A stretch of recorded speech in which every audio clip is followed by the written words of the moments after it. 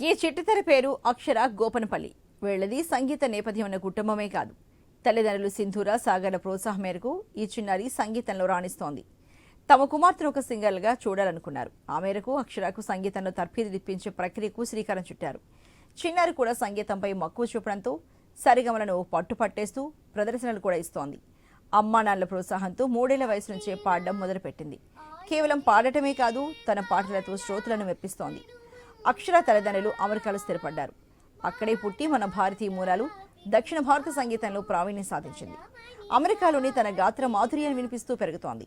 అక్కడ జరిగే తెలుగు ఫెస్టివల్స్ లో పాడుతూ అందరినీ మెప్పిస్తోంది అక్షర.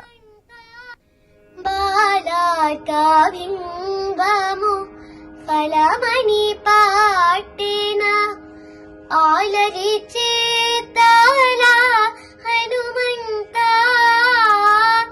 బాలాక బింబము ఫలమణి పాటిన ఆలరి చేతాల హనుమంత